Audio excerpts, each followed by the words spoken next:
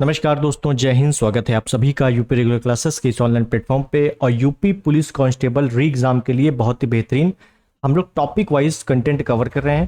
कहने का मतलब ये है कि जैसे एंशियन हिस्ट्री है तो एंशियन हिस्ट्री में जो क्वेश्चन जो टॉपिक बार बार ज़्यादातर पूछे गए हैं उनको मैं बहुत ही विस्तार से आपको बताने वाला हूँ, ठीक है। जिसमें आज का टॉपिक है वैदिक सभ्यता। वैदिक सभ्यता से आपको इक्का दुक्का क्वेश्चन आपको हर सेट में और हर शिफ्ट में देखने को ज़रूर मिलेगा, क्योंकि यहाँ से क्वेश्चन कई टाइप के बनते हैं। कुछ क्वेश्चन ऐसे हो जाते हैं समझ में नहीं आता वैदिक सभ्यता का है भी कि नहीं, ठीक। तो सभी कुछ देखेंगे, मोस्ट रिपीटेड क्वेश्चन देखेंगे, मोस्ट एक्सपेक्टेड क्वेश्चन भी देखेंगे, और यहाँ से अगर क्वेश्चन आएगा तो डायरेक्टली आपको पेपर में मिल जाएगा, ठीक। तो चलिए शुरुआत करते हैं इस सेशन की। चैनल पर नए हैं, सब्सक्राइब, इस वीडियो को लाइक और शेयर जरूर कर देना। तो पहला क्वेश्चन आपकी स्क्रीन पर ये रहा, बहुत ही बेहतरीन क्वेश्चन, और इसको बताना है आपको। क्या कह रहा है देखेंगे। कह रहा है ऋग्वेद में उल्लिखित 10 राज शुद्ध नहीं है, 10 राज युद्ध है। 10 राज युद्ध किस नदी के तट पर लड़ा गया था, ठीक। तो ऋग्वेद में अगर देखो, ज़्यादा मैं डिटेल नहीं चलूंगा, मैं बिल्कुल बेसिक बताऊंगा आप लोगों को, ताकि वनडे एग्जाम में जैसा ही क्वेश्चन बनता है। अगर 10 राज युद्ध की बात करें, युद्ध की बात करें और ऋग्वेद की बात करें, तो ऋग्वेद में आपको पता है सबसे प्राचीन वेद है, और वेदों की संख्या आपको पता है कि कितनी है, 4 है। इसमें से ऋग्वेद सबसे प्राचीन वेद है, जिसमें से ऋग्वेद में कितने मंडल है, टोटल 10 मंडल हैं। 10 मंडल में जो 7वां मंडल है, 7वें मंडल में 10 राज युद्ध का वर्णन किया गया है। इस युद्ध में है क्या कि एक राजा है जिसका नाम है सुदास, त्रिशुवंश का राजा, और इसके गुरु हैं जिसका नाम है विश्वामित्र। हुआ यह है कि सुदास ने क्या किया है कि अपने गुरु को, विश्वामित्र को हटा दिया है और अपना नया गुरु बना लिया है वशिष्ठ को।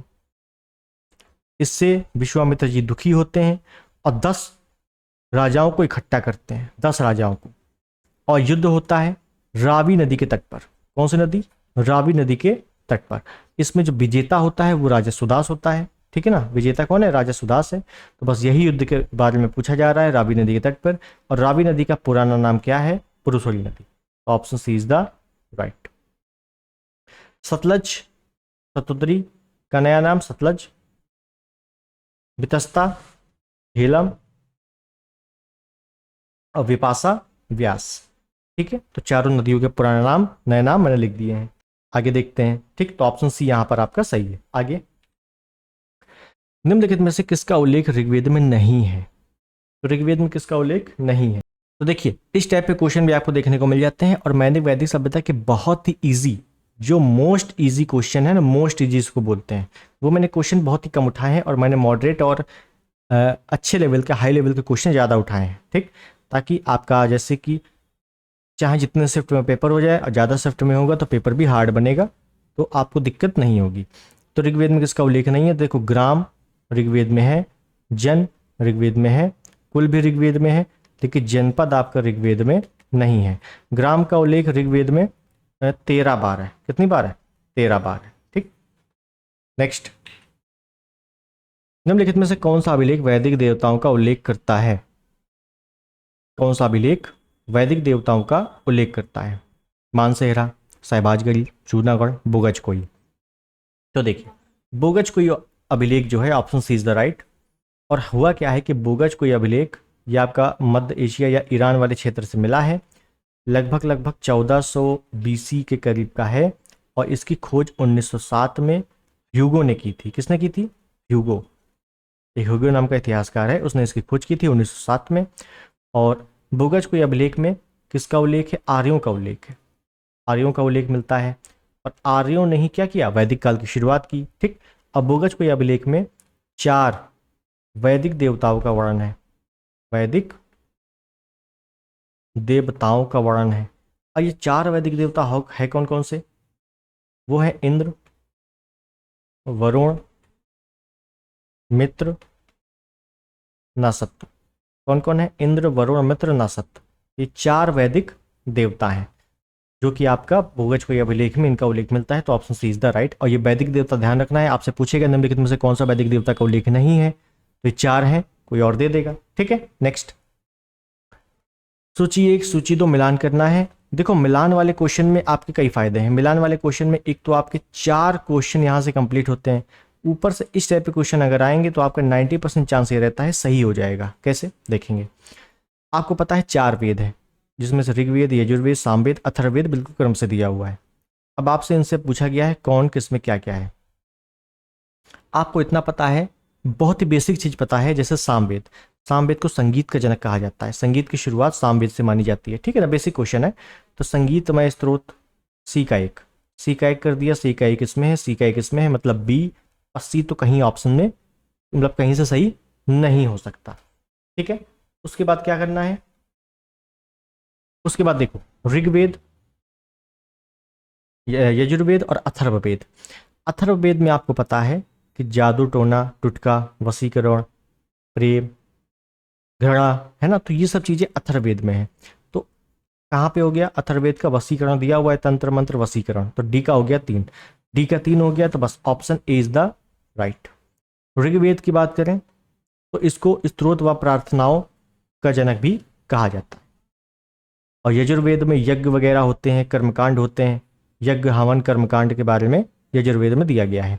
आर्य जो थे वो यज्ञ करते थे, हवन करते थे, इसका उल्लेख किसमें है, यजुर्वेद में है। इस टाइप के क्वेश्चन आपके कई बार पूछे गए हैं, तो option is the right. Next, नदियों के प्राचीन नाम और आधुनिक नाम। तो नदियों के प्राचीन नाम दिए हुए हैं और एक तरफ आधुनिक नाम दिए हुए हैं, तो ये आपको पता ही है, कोई दिक्कत नहीं, देख लेते हैं। हम लोगों ने पहला क्वेश्चन देखा था दसराग युद्ध, और जो कि रावी नदी के तट पर हुआ था, जिसको परसुली नदी भी कहा गया था। तो बी का एक, बी का एक इसमें है, बी का एक इसमें है, मतलब ए और डी तो कहीं से नहीं हो सकता, है ना। उसके बाद सुतुंदरी, सुतुंदरी को सतलज बोला जाता है, सुतुंदरी का नया नाम सतलज है। सी का 3, सी का 3, सी का 3, option B is the right. बताओ कोई दिक्कत हुई। विपाशा, विपाशा को पुराना नाम क्या है विपाशा का, व्यास है। और सरस्वती का जो नाम है, आधुनिक नाम, वो है घग्गर नदी। सरस्वती को घग्गर नदी भी कहा जाता है। सिंधु घाटी सभ्यता में आपको घग्गर नदी मिलेगी, तो उसका मतलब है वो सरस्वती की बात हो रही है। ठीक, नेक्स्ट, गायत्री मंत्र के नाम से प्रसिद्ध मंत्र सर्वप्रथम किस ग्रंथ में मिलता है। गायत्री मंत्र, गायत्री मंत्र की जो रचना है ये की है विश्वामित्र ने। और गायत्री मंत्र किसको समर्पित है, तो भगवान सविता को समर्पित है, पहली चीज। और गायत्री मंत्र का उल्लेख ऋग्वेद में है, ऋग्वेद के भी तीसरे मंडल में है। किस मंडल में है, तीसरे मंडल में है, तो याद ध्यान रखना है ऋग्वेद में, option C is the right. इतनी डिटेल में आपको बता चुका, ठीक है। नेक्स्ट, ऋग्वेद की मूल लिपि थी, तो ऋग्वेद की भाषा क्या थी या लिपि क्या थी, ये पूछा गया है। मूल लिपि, तो ध्यान देना है जो ऋग्वेद की मूल लिपि थी वो ब्रह्मी लिपि थी, ऑप्शन डी क्या था, ब्रह्मी लिपि, ध्यान रखना है, ठीक।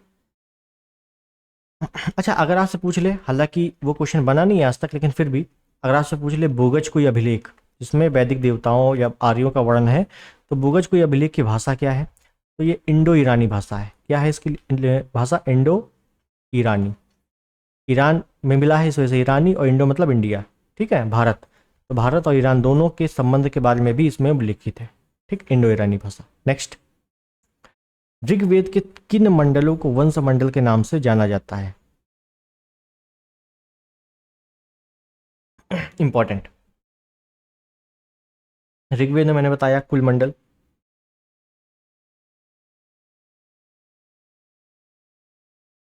10 है। कुल मंडल कितने हैं, 10 हैं, जिसमें से पहला और 10वां मंडल, पहला और 10वां मंडल क्या है, नया है। नया मतलब बाद में जोड़ा गया है, बाद में जोड़ा गया।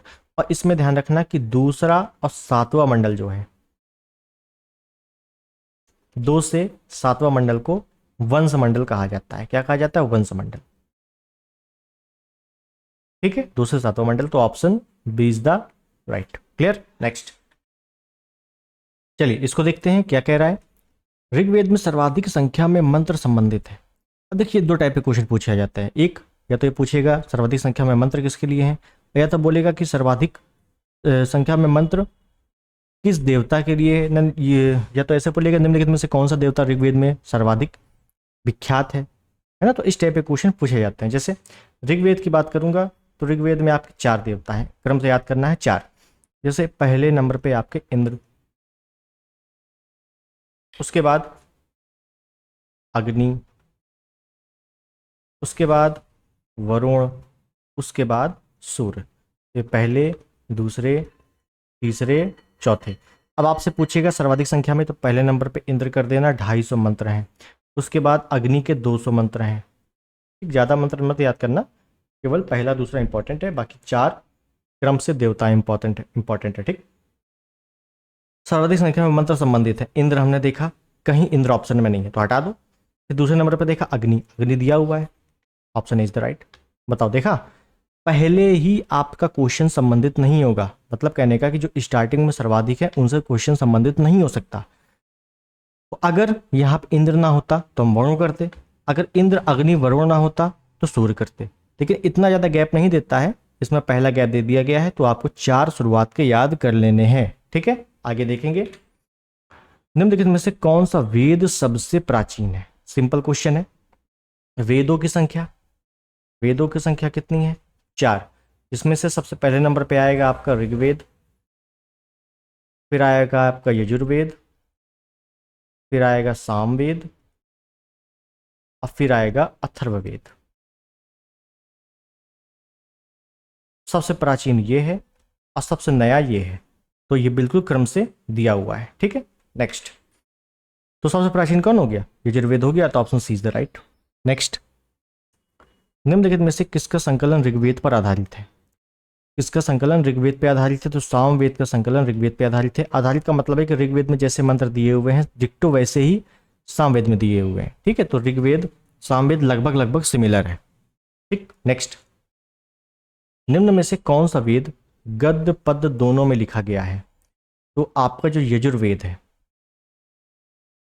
यजुर्वेद, ये गद्य में भी है प्लस पद्य में भी है। गद्य को कृष्ण पक्ष कहा जाता है, कृष्ण यजुर्वेद, और इसको शुक्ल यजुर्वेद, शुक्ल यजुर्वेद। शुक्ल यजुर्वेद की जो वाजस्नेयी संहिता है उसको वाजस्नेयी संहिता कहा जाता है, वाजस्नेयी संहिता। आपसे पूछा जाएगा वाजस्नेयी संहिता किससे संबंधित है, तो यजुर्वेद से संबंधित है।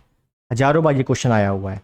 ये आपसे पूछ लेगा कि शुक्ल यजुर्वेद की संहिता को क्या कहा जाता है, तो वाजस्नेयी कहा जाता है। ठीक, अब गद्य पद्य जहां मिक्स हो जाए तो उसकी शैली कौन सी बनती है? अगर आपसे पूछ ले यजुर्वेद किस शैली में है, तो ये तो गद्य पद्य में है, लेकिन शैली पूछ ले तो आपको करना है चंपू शैली। कौन सी शैली?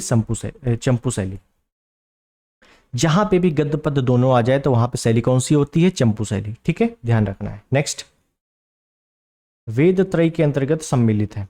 वेद त्रय, वेद प्लस त्रय, वेद मतलब वेद और त्रय मतलब 3। तो शुरुआत के जो 3 वेद हैं, शुरू के 3 वेद, अब शुरू के 3 वेद कौन से हैं? तो बिल्कुल क्रम आपको मैंने बता दिया है अच्छे से।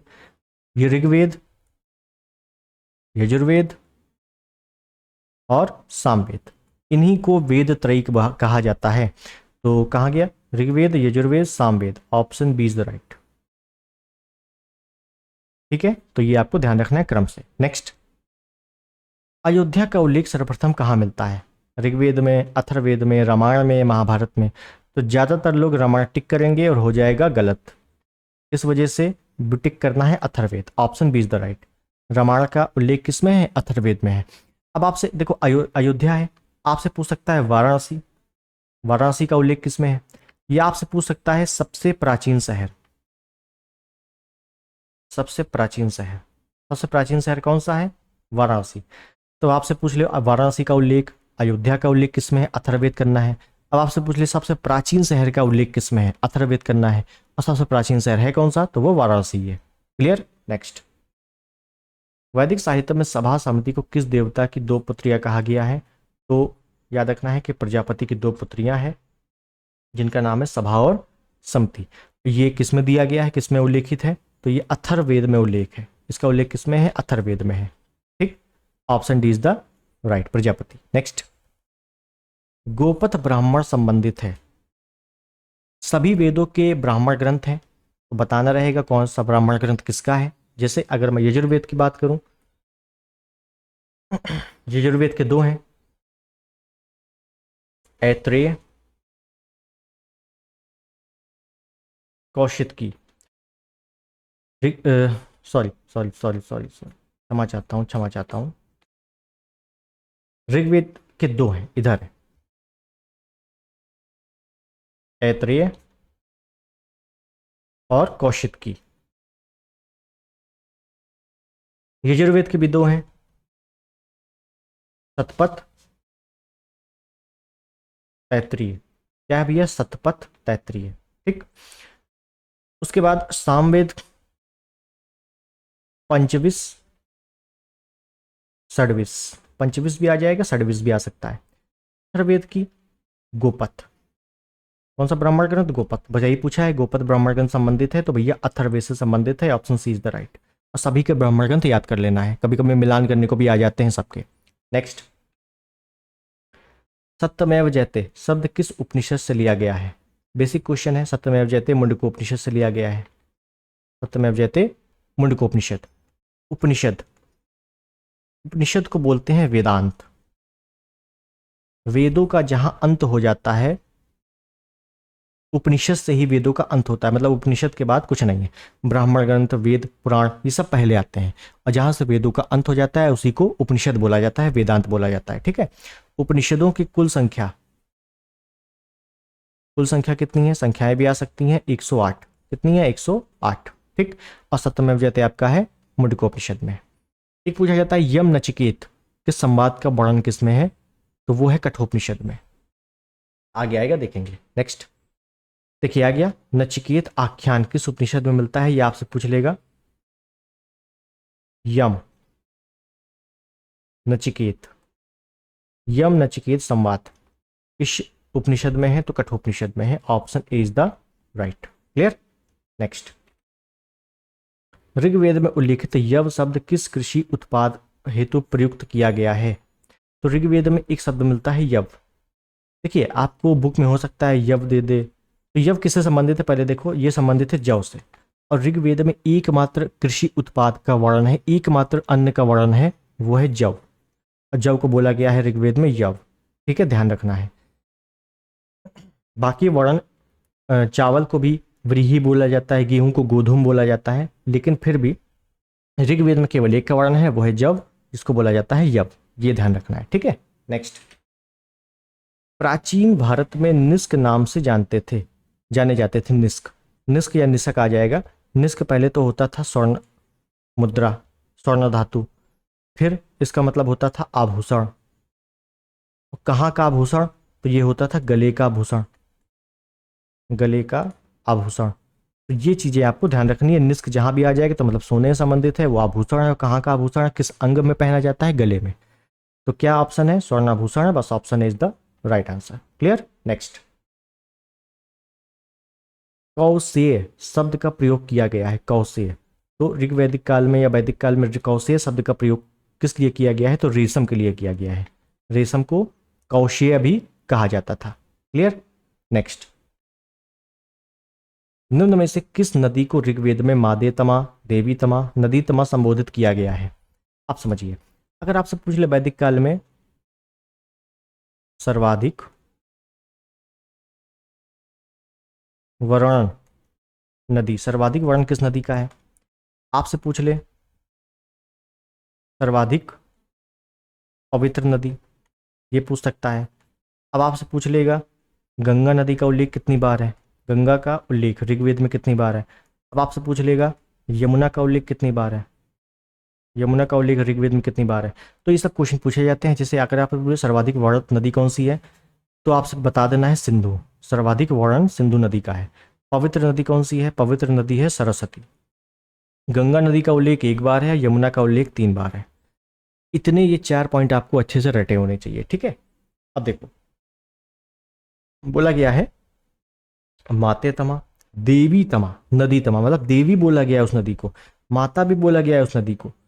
भैया तो इसका मतलब है बहुत ही पवित्र नदी है। अब पवित्र नदी कौन सी है? सरस्वती, मतलब option B is the right. बताओ। क्लियर। नेक्स्ट, निम्नलिखित में से कौन से वैदिक देवता भूगज को अभिलेख में उल्लेखित है? तो हम लोगों ने शुरुआत में देखा था, भूगज को अभिलेख में 4 वैदिक देवताओं का वर्णन किया गया है। इंद्र, वरुण, मित्र, नक्षत्र। तो इंद्र, इंद्र, वरुण, मित्र, नसत। ऑप्शन डी में चारों देवता वर्णित है। Option D is the right. Clear है? नेक्स्ट, वैदिक काल में ग्राम का मुखिया कौन था? तो वैदिक काल में जो गांव था उसका मुखिया को क्या कहते थे? तो ग्रामीण कहा जाता था। आपको ऑप्शन में ग्रामीण भी मिल के आ सकता है, ग्रामीण। तो ग्रामीण गलत कर देना, ठीक है ना, ग्रामीण होता है। वैदिक काल में ग्राम का मुखिया को ग्रामीण कहते थे। क्लियर है? नेक्स्ट, वैदिक संस्कृति के अनुसार या वैदिक काल में संस्कारों की संख्या कितनी थी? अब देखिए, अब आपसे पूछ लेगा कुल संस्कारों की संख्या बताओ। अब आपसे उपनिषद की संख्या भी पूछ सकता है। उपनिषद, उपनिषद को वेदांत बोला जाता है। उसके बाद आपसे वेदांग की संख्या बोल देगा। देखो, वेदांग और वेदांत अलग अलग है, ठीक है। उसके बाद आपसे पुराणों की संख्या पूछ लेगा। उसके बाद आपसे वेदों की संख्या पूछ लेगा। तो ये सब संख्या आपको पता होनी चाहिए। जैसे पुराणों की संख्या 18 है, वेदों की संख्या 4 है, संस्कारों की संख्या 16 है, उपनिषद 108 है, वेदांग 6 है। और अगर आपसे आश्रम पूछ ले, आश्रम कितने हैं? तो आश्रमों की संख्या है 4। कितनी है? 4। पहले आपका ब्रह्मचर्य आश्रम है, उसके बाद गृहस्थ आश्रम है, वानप्रस्थ है, और उसके बाद संन्यास आश्रम है। 4 आश्रम है, ठीक है। तो यहाँ पर संस्कारों की संख्या है, तो संस्कार कितने हो गए? 16 हो गए। Option C is the right. Clear? Next, उत्तर वैदिक काल में निम्नलिखित में से किनको आर्य संस्कृति की घुरी समझा जाता था? घुरी मतलब होता है गढ़, एरिया। कहते ना ये हमारा गढ़ है, कोई दिक्कत नहीं यहाँ पर। तो घुरी समझाता जाता था। इसका मतलब वहां पे वो लोग कायदे से सालों साल रहते थे। आर्य कहाँ से आए थे? ईरान साइड से आए थे, मध्य एशिया से आए थे। अब मध्य एशिया से आए थे तो कहाँ रहेंगे? अंग, इंद्रप्रस्थ, अंग, मगध। देखो, समझो बात को, अगर ये लोग आ गए ईरान से आए, तो इसका मतलब है या तो ये लोग जम्मू कश्मीर से आए होंगे, लद्दाख वाले क्षेत्र से, है ना, या तो ये लोग पंजाब वाले क्षेत्र से आए होंगे। यही तो क्षेत्र होगा, या तो राजस्थान वाला क्षेत्र होगा। ठीक है। अब देखो, अंग, मगध, मगध बिहार में, तो जाहिर सी बात है यहां से आएंगे तो बिहार तो जाएंगे नहीं, काट। कौशल, श्रावस्ती, उत्तर प्रदेश के इतने अंदर नहीं आ सकते। मत्स्य और सूरसेन, मत्स्य होता है विराटनगर, सूरसेन मथुरा। उसके बाद कुरु, इंद्रप्रस्थ, पांचाल, अहिछत्र, जो कि यूपी का सबसे पश्चिमी क्षेत्र माना जाता है, पांचाल वाला। और कुरु भी आपका इंद्रप्रस्थ दिल्ली वाला क्षेत्र है। तो ऑप्शन सी आपका बिल्कुल यहाँ पर सही है। और कुरु आपका सबसे बड़ा महाजनपद भी है, ठीक, एरिया वाइज देखें तो option C is the right. ध्यान रखना है, नए टाइप का क्वेश्चन है ये सब। नेक्स्ट, निम्नलिखित में से कौन सा एक वेदांग नहीं है? वेदांग, मैंने बताया था वेदांत होता है एक, वेदांत, वेदांत, इसी वेदांत को उपनिषद भी कहा जाता है। उपनिषदों की संख्या 108 है और वेदांगों की संख्या है 6। 6 वेदांग कौन कौन से? 6 वेदांग कौन कौन से? शिक्षा, कल्प, व्याकरण, निरुक्त, छंद, ज्योतिष। शिक्षा, कल्प, व्याकरण, निरुक्त, छंद, ज्योतिष, ये 6 क्या है? यही 6 वेदांग हैं। तो कल्प दिया गया है, निरुक्त भी है, शिक्षा भी है, स्मृति आपका वेदांग नहीं है। तो option C is the right. स्मृति क्या है? वेदांग नहीं है। क्लियर हो गया? आगे देखें, क्लासिकीय संस्कृति में आर शब्द का अर्थ है। तो कुल मिला के बोगज के अभिलेख में पूछ ले या डायरेक्टली पूछ ले कि आर शब्द का अर्थ क्या है, तो आर शब्द का अर्थ है श्रेष्ठ, श्रेष्ठ, उत्तम, श्रेष्ठ व्यक्ति या उत्तम व्यक्ति। ठीक है। तो option D is the right. ध्यान रखना, ये कई बार आ चुका है कि आर शब्द का अर्थ कितना है, आर शब्द का अर्थ क्या है। और आर शब्द का उल्लेख ऋग्वेद में आर शब्द का उल्लेख 36 बार हुआ है। कितनी बार हुआ है? 36 बार। अगर क्रम पूछ लेगा, नंबर वाइज पूछ लेगा, आंकड़े पूछ लेगा, तो वो भी आपका क्वेश्चन बाहर नहीं जाना चाहिए। ठीक है। तो ऋग्वेद में आर शब्द का उल्लेख कितनी बार है? 36 बार है। और आर शब्द का मतलब क्या होता है? श्रेष्ठ या उत्तम व्यक्ति। नेक्स्ट, अवेस्ता और ऋग्वेद में समानता है। अवेस्ता किस क्षेत्र से संबंधित है? जैसे ऋग्वेद भारत का एक ग्रंथ है, पवित्र ग्रंथ है, वैसे अवेस्ता कहाँ का है? अवेस्ता भैया ईरान का ग्रंथ है। किस क्षेत्र का है? ईरान का। Option B is the right, clear है। तो हमारे जो वैदिक सभ्यता के प्रश्न थे, वैदिक सभ्यता के जो इंपॉर्टेंट मोस्ट रिपीटेड प्रश्न थे और बहुत ही अच्छे लेवल के प्रश्न थे, उसको मैंने उठाया है और सभी प्रश्न मैंने करवा दिए हैं। वैदिक सभ्यता के अभी ऐसा नहीं है कि सारे प्रश्न हो गए हैं, बहुत सारे प्रश्न बचे हुए हैं, लेकिन एक बार आप लोग बुक से पढ़ोगे, क्योंकि बाकी सब क्वेश्चन क्या है वो अगर आपने हल्का भी पढ़ा है ना तो आप आराम से सॉल्व कर दोगे, ईजी वाले क्वेश्चन है। ये सब क्वेश्चन आपके मॉडरेट टू हार्ड लेवल के थे और एक वीडियो में और बनाऊंगा जिसमें से नॉर्मल क्वेश्चन होंगे वैदिक सभ्यता के, बस उसके बाद आपका ये समाप्त हो जाएगा। इसी टाइप से टॉपिक वाइज टॉपिक जब तक एग्जाम नहीं हो जाता, मैं वो टॉपिक पहले कवर कराऊंगा जो आपका ज़्यादा से ज़्यादा एग्जाम में पूछा जाता है, खासकर पुलिस में। ठीक है, तो आई होप चीज़ें आपको समझ में आई होंगी। अगर समझ में आया है तो चैनल पर नए हैं भैया सब्सक्राइब कर देना, इस वीडियो को लाइक कर देना, शेयर कर देना। मिलते हैं अगले वीडियो में, तब तक के लिए नमस्कार, जय हिंद, वंदे मातरम।